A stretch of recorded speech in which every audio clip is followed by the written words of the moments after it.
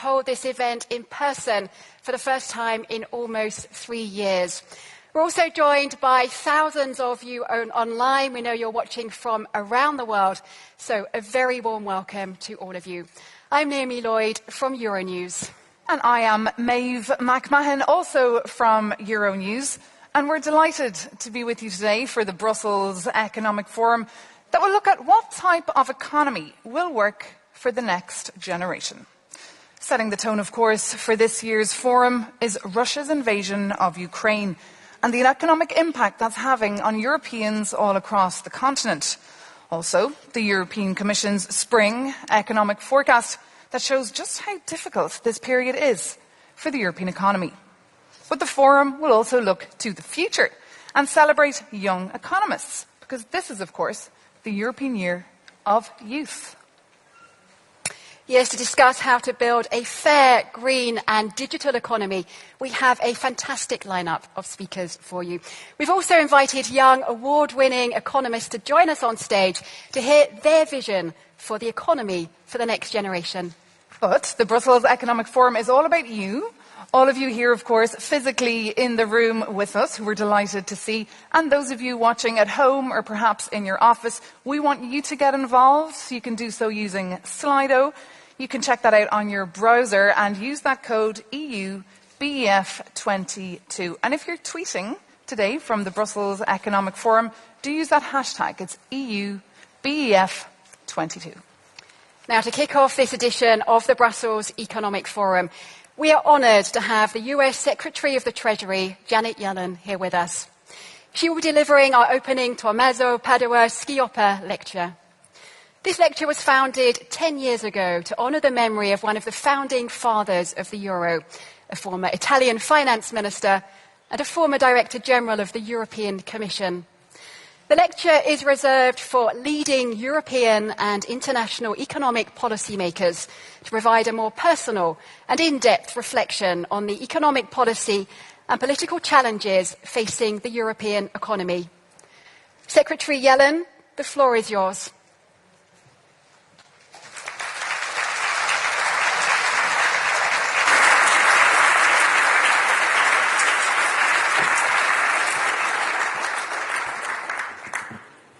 Thank you for inviting me to speak at the Brussels Economic Forum. I'm honored to be giving the Tommaso Padua Schioppa lecture. It's fitting that our discussions today focus on building the economy of the next generation, given the uncertainty about the future of the global economy inherent in the present geopolitical context. Indeed, young people in Europe and the United States have a huge stake in this discussion as they consider how we will end the COVID-19 pandemic, protect the planet they will inhabit, and ensure the peace and stability of daily life that so many take for granted, let alone whether they will be able to secure well-paying jobs to support themselves and eventually their families. While so much is uncertain, one thing we have in our power is the ability to deliver real and effective cooperation to secure a more prosperous and sustainable world for the next generation on both sides of the Atlantic. The United States and Europe have shown what we can do when we come together. Our response in confronting the immediate crisis we face today, ending Vladimir Putin's brutal war against Ukraine and its people, is a clear demonstration. But we can go further. We can extend this potent transatlantic cooperation to address many of the other shared challenges we face. Tommaso Padua Schioppa was a person who thought big. Of course, he's best remembered for his commitment to an integrated Europe and his seminal contributions to central banking and the creation of the euro. His life's work was based on an optimism about what could be achieved through probing technical analysis and informed collaboration. At the same time, he was not shy about pointing out what he saw as weaknesses or shortfalls with the approaches of the day. Shortfalls that, if left unaddressed, would undermine a more prosperous and secure Europe, and indeed a secure world. As we look to the future, we should take this inspiration from Tommaso's legacy.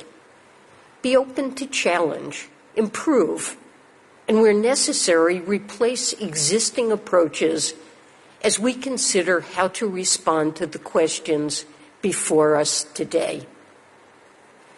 I want to start by highlighting areas where the United States and Europe are already strong partners, areas where we have more to do, but where our cooperation is already producing promising results. The most tangible example is our joint response to Vladimir Putin's unprovoked war against Ukraine and its people.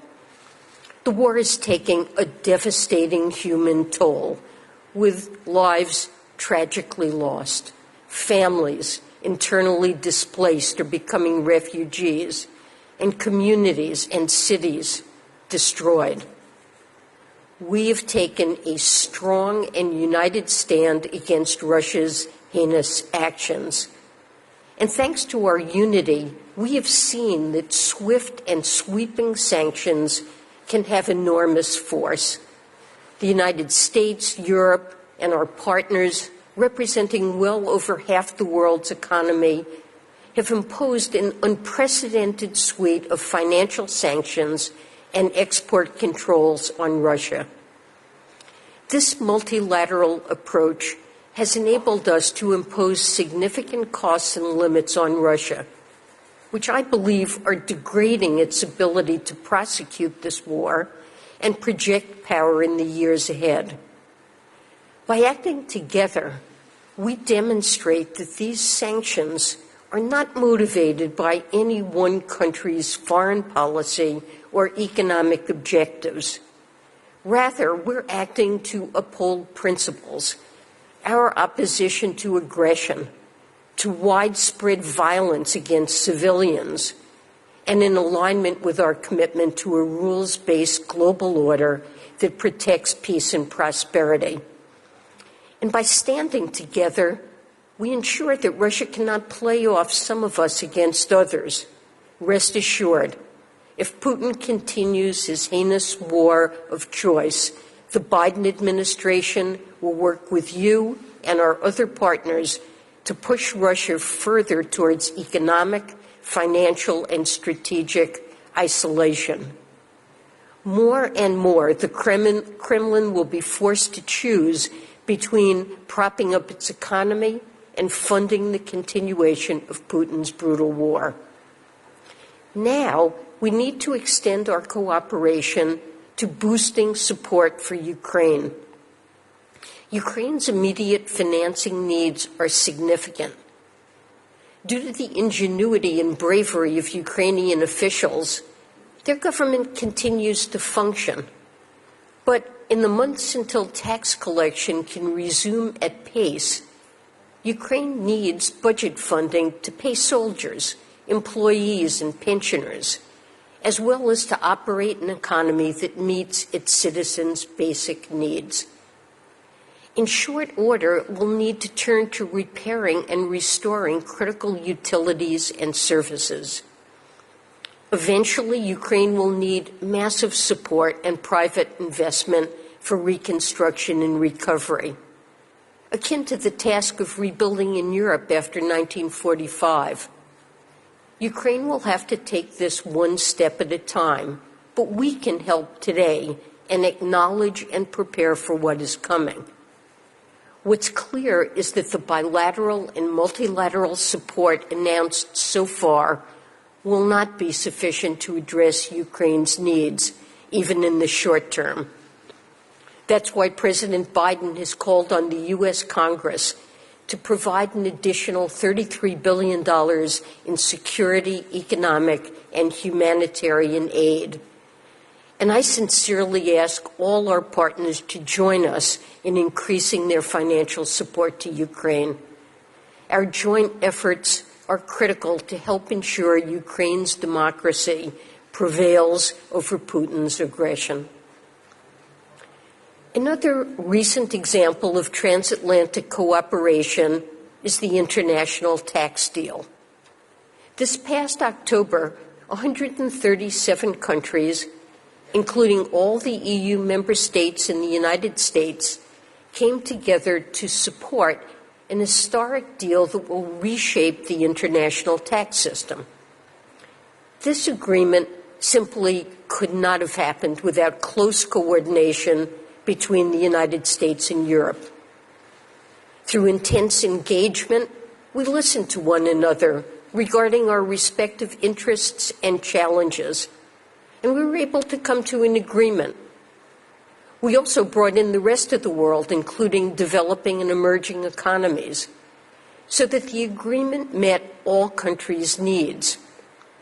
Pillar 2 of this deal establishes a minimum effective global corporate tax rate. Countries have agreed to tax the foreign earnings of their multinational corporations at a rate of at least 15%, and to do so on a country-by-country basis. This agreement will halt a decades-long race to the bottom in corporate taxation around the globe, a competition that has proven self-defeating. Once implemented, we can put the revenues produced by this deal toward funding investments to make our economies more sustainable and fairer, not just in the United States and the EU, but also in emerging and developing countries. And by moving together, we will raise these revenues in a way that levels the playing field. Businesses will be able to compete on economic fundamentals rather than on tax incentives, thereby contributing to our collective prosperity. Pillar 1 of this deal, focused on the taxation of digital services, puts an end to trade tensions between the EU and the United States that threaten our companies with multiple layers of taxation and our consumers with rising costs from tariffs. That dynamic just isn't good for anyone. Pillar 1 will also update and stabilize the international tax architecture, providing a fairer allocation of revenues than the status quo, and tax certainty that's good for business and investment. Rather than facing harmful unilateral measures, companies will be able to plan and thus invest their capital efficiently.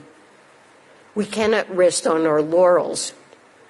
We still have important work to do to get international tax reform across the finish line.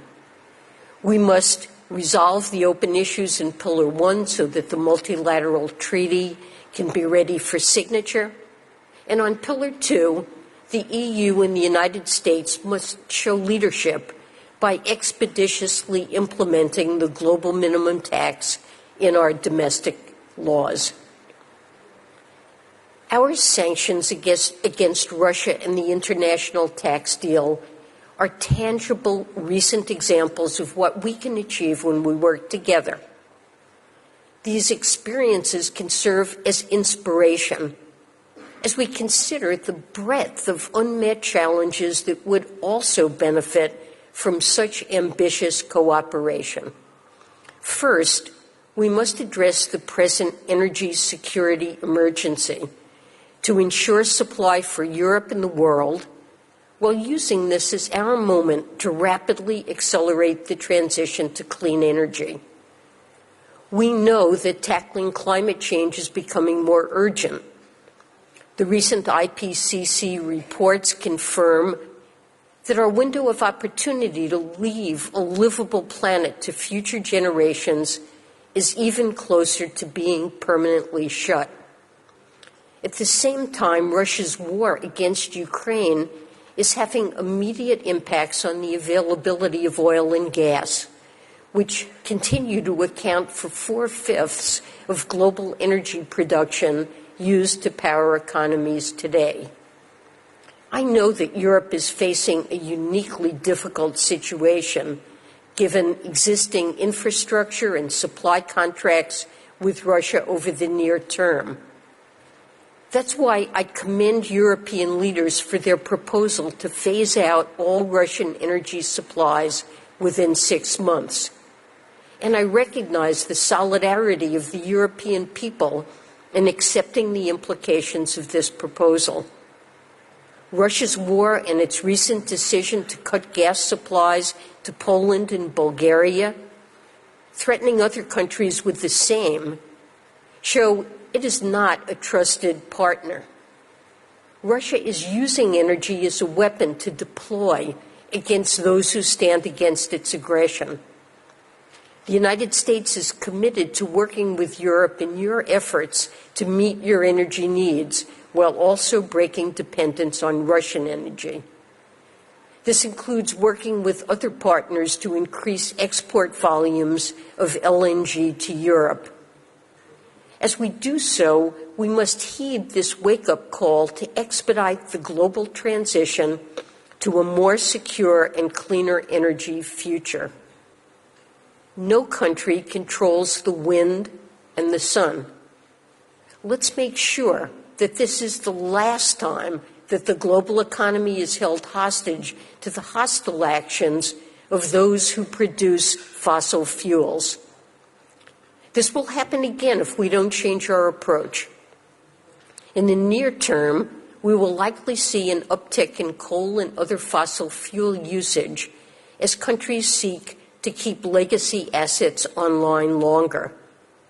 And if this blunts some of our immediate climate goals for a short period, let it also prod us to redouble our efforts on clean and renewable energy. We know that the key to sustainable energy security lies in the development and deployment of renewable and zero-emissions energy. Remember that renewables already account for over 80% of new electric generating capacity globally. Why? Because they're often cheaper and less subject to price spikes and external market volatility.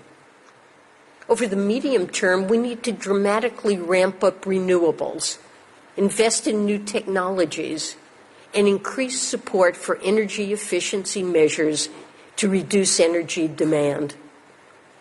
Depending on how long higher energy prices last, we should see some natural supply responses and new technologies deployed. And the longer the current disruption lasts, the more aggressively we say no to Russian oil, the more remunerative it will naturally become to switch to renewables. Second, we must modernize the approaches we have used to build trade integration, both to better incorporate our shared core values and principles and to provide economic security. We have become too vulnerable to countries using their market positions in raw materials, technologies, or products to exercise geopolitical leverage or disrupt markets for their own gain. For example, the development of dependence on Russian oil favored cost and convenience over concentration risk and considerations of security. And energy is not the only example of trading off cost against security. Russia is also a large supplier of key minerals, and we've long accepted a significant dependence on China for the supply of rare earths. These minerals and materials comprise vital inputs in aviation, vehicle production, battery manufacture, renewable energy systems, and technology manufacturing. China is responsible for 60% of rare earth mining and nearly 40% of reserves, giving the country geostrategic leverage. While many of these materials are abundant in the earth, they are costly and in some instances polluting to extract. In addition, China is building a consequential market share in certain technology products and seeks a dominant position in the manufacture and use of semiconductors. And China's employed a variety of unfair trade practices in its efforts to achieve this position. We have a set of common vulnerabilities that we should address. Another rather different but relevant example is solar panels, where our concern is not security, but rather the clash between our human rights values and the cost advantage of buying these products at a time when we're eager to achieve decarbonization. My point is to suggest that we should consider ways to maintain free trade and at the same time lessen some of these risks. We do not want a retreat from trade integration, causing us to forego the benefits it brings to the world. But as the economist Richard Baldwin said, putting all your production eggs in one basket doesn't make sense, no matter where the basket is. The recent crises have shown us that, in most cases, it's more secure to have multiple sourcing that is not fully correlated. What I'm proposing is that we properly account for the externalities stemming from these other considerations: concentration, geopolitical concerns, security risks, and values. In the case of rare earths, numerous other countries possess these resources, and it's in our collective interest for them to pursue greater extraction with care for environmental and other consequences. With high-tech manufactured products, it may make sense to create incentives for multiple supply chain alternatives to arise, with smaller market shares and with more trusted countries. I believe that we need to consider how to incentivize the friend-shoring of supply chains to a greater number of trusted countries for a variety of products, so we can continue to securely extend market access with lower risks to our economy as well as to those of our trade partners. Third, we must improve the global health architecture to enhance our resilience to future pandemics. The COVID-19 pandemic has cost us millions of lives, trillions of dollars in lost economic output, and severely impacted health systems around the world. It's also revealed how unprepared we were at the national, regional, and global levels to address health threats that know no boundaries. So even as we work to overcome COVID-19, we must strengthen our collective efforts to prevent the next pandemic and be ready with detection, data sharing, and treatment strategies. Efforts to tackle the pandemic, including through the Access to COVID-19 Tools Accelerator, provide some useful lessons for strengthening collaboration. G20 countries are also working with a range of international partners through a joint health and finance task force to strengthen cooperation across the health and finance communities to address the current gaps in the international health architecture. This includes closing the estimated $10 billion per year shortfall in investments in pandemic preparedness. Several countries have agreed to support a financial intermediary fund as a flexible mechanism to help fill the gaps in health system investments at the country, regional, and global levels. We look forward to strong European support in launching this funding mechanism next year.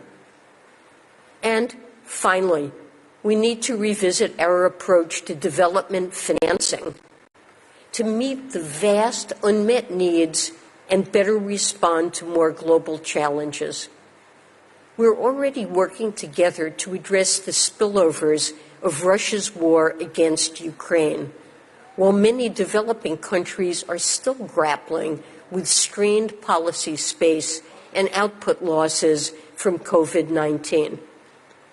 Our cooperation, alongside the G20 and many other partners around the world, has included unprecedented funding levels, novel debt relief initiatives, and a heightened focus on addressing long-standing food security challenges. We must also think beyond the immediate development priorities. As many as 10 billion people are yet to be born in this century. And the reality is that most of these people will be born outside of the United States and Europe. The last couple of centuries have featured the rise of the West.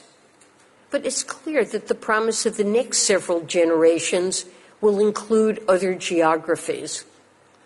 Fulfilling that promise will require significant investments in areas such as education, healthcare, and sustainable infrastructure. We've also seen that our current models for funding global public goods, like climate adaptation and mitigation, healthy security, and fragility, are insufficient. To finance these immense needs, we need to look beyond our current models. As official development finance, helpful as it may be, will never be sufficient. The question is how to tap the much deeper pools of private capital to mobilize the trillions needed to deliver on the aspirations of the next generation. We should take bold action because of the moral imperative to eliminate poverty and provide opportunities for young people around the world. And of course, a more prosperous global economy will also have direct benefits for Americans and Europeans, fueling growth and jobs at home, as well as greater peace and security. There is a strong case for pursuing common goals jointly, not unilaterally. For example, we have a common interest in incentivizing China to refrain from economic practices that have disadvantaged all of us. These practices range from those affecting trade and investment to development and climate policies, to approaches to provide debt relief to countries facing unsustainable debt burdens. Where we share common interests, we should all find ways to engage with China and express our views. And China is more likely to respond favorably if it cannot play one of us off against the other. The Biden administration believes that cooperation of this kind will be more effective than the unilateralism that we saw in the not-too-distant past. We should all aspire to encouraging China to drop objectionable practices. If we can do so, we will stand a better chance of competing with China on a level playing field, which will benefit our businesses and consumers. And we will have a stronger basis for convincing China to join us in the many important areas where truly global cooperation is necessary. So, to conclude, let me turn back to Tommaso Padoa-Schioppa. Despite all he accomplished, with his vision for a more integrated Europe realized, Tommaso never stopped pressing for greater cooperation to address shortcomings and strengthen our global system. Indeed, one of his last speeches notably called for renewed cooperation to remedy the global financial crisis and build an international monetary system that would prevent its recurrence. We have before us now an immense array of challenges. So let's think big and let's do it together. We must redouble our efforts to create opportunity, a sustainable environment, and ultimately widespread and sustainable prosperity now and for our children's children. Thank you. Thank you so much. Thank you very much to Secretary Yellen there, the Secretary of the Treasury of the United States, kicking off the Brussels Economic Forum 2022 and really setting out the long list of challenges that both the European Union and the United States have together. And Secretary Yellen mentioned climate change in her opening address. She mentioned the energy emergency, and those are the precise themes that we'll be looking at today at the Brussels Economic Forum 2022. We'll be talking about the green transition, about making this continent carbon neutral by 2050, and how to accelerate this transition with the war in Ukraine in mind, and wean off Russian oil and gas. Because we hear from Frans Timmermans all the time that the EU Green Deal will bring about benefits in economic and social terms. But of course, and he always mentions, it will bring about costs. And it will unevenly hit regions, sectors and populations. So the big question today that we have is how to make sure this transition is fair, how to make sure it leaves nobody behind and avoid a backlash across the continent of Europe. For more on this in just a minute, we'll be crossing over to Naomi Lloyd, who'll be introducing some fantastic panellists. She'll be joined up here on stage by Valdis Dombrovskis. That's the Executive Vice President of the European Commission, who's physically with us here at the Brussels Economic Forum. And she'll also be joined by Luc Triangle, the General Secretary from the European Trade Union. And she'll have some remote guests as well joining us. From Spain, she'll have Teresa Ribera, the third Vice President, the Minister for Ecological Transition, and Ilham Kadri to get the perspective from industry. That's, of course, the Chief Executive Officer from Solvay. So we'll be hearing just a minute from her. Her guests are just coming up. Okay. And don't forget, you can reach out to Naomi during that panel on Twitter and on Slido to make sure that your comments and questions get out there. Naomi. Many thanks indeed, Maeve, and welcome to our first panel of the day. Just to quickly reintroduce our guests again, we have Executive Vice President of the European Commission, Valdis Dombrovskis, the General Secretary of the Industrial European Trade Union, Luc Triangle, and joining us remotely, we have Spain's Minister for Ecological Transition and Demographic Challenge, Teresa Ribera. And we have the CEO of Belgian multinational chemical company Solvay, Ilham Kadri. A very warm welcome to all of you remotely on stage. And just before we get started, we are going to be hearing from a younger voice, which in just a moment Maeve is